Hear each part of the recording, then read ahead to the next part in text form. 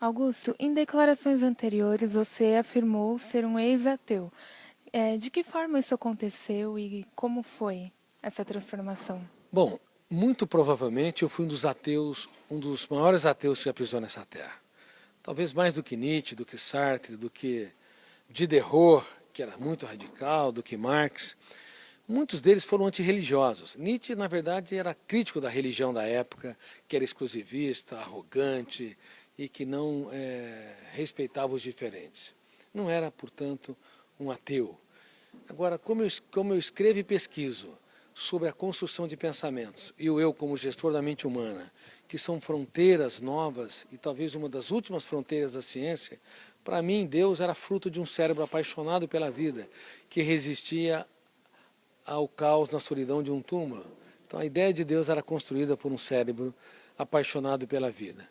Quando eu estudei os grandes pensadores, porque minha teoria não apenas estuda a construção de pensamentos, mas também a formação de pensadores, como Kant, como Einstein, Freud, Sartre, como eles saíram fora da curva e produziram grandes ideias, eu fui até o homem chamado Jesus e esperava encontrar um personagem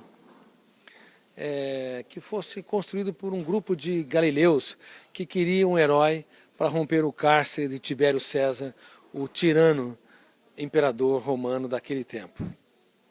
Eu fiquei espantado, fiquei assombrado, porque percebi que ele não cabe no imaginário humano. Ele fez poesia quando o mundo desabava sobre ele. Apostou tudo o que tinha naqueles que pouco tinham. Foi tão grande que se fez pequeno para tornar os pequenos grandes. Por isso ele não tinha medo de falar das suas lágrimas e falar que a sua mente e a sua emoção estava profundamente deprimida até a morte. Que homem era esse que se desconstruía como herói e que ensinava os seus alunos a escrever poesias quando o mundo desabava sobre ele? Que homem era esse? Que homem era esse que era capaz de dizer para Judas, no ato do beijo, da traição, amigo, e usar o método socrático, para que vieste fazer a arte da pergunta? Quem conseguiu contribuir para formar mentes brilhantes quando não havia solo para caminhar, quando os raios depositavam chamas sobre o seu cérebro? Então eu mudei meu pensamento. Eu não defendo uma religião, me tornei um cristão sem fronteiras. Eu tenho milhões, dezenas de milhões de leitores em todo o mundo, mas, sinceramente, eu mudei meu conceito.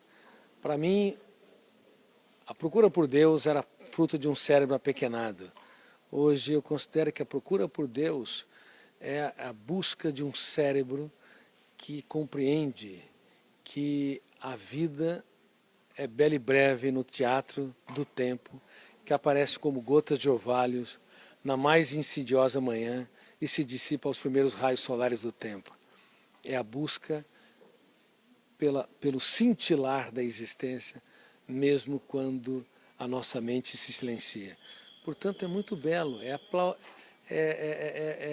digno de aplausos quando uma pessoa tem uma religião e se adere à sua religião, respeitando os diferentes, entendendo que é possível escrever os capítulos mais importantes nos dias mais tristes da nossa história, entendendo que quando uma prostituta ou um leproso, e metaforicamente uma pessoa dependente de drogas, ou mesmo um homossexual, uma pessoa que pensa diferente, ou que não tem o nosso padrão de comportamento, quando nós respeitamos, valorizamos como ser humano único no teatro da existência, é digno de todo aplauso, porque Jesus, como mestre dos mestres, ele correu risco de vida por causa de um ser humano que ele não conhecia.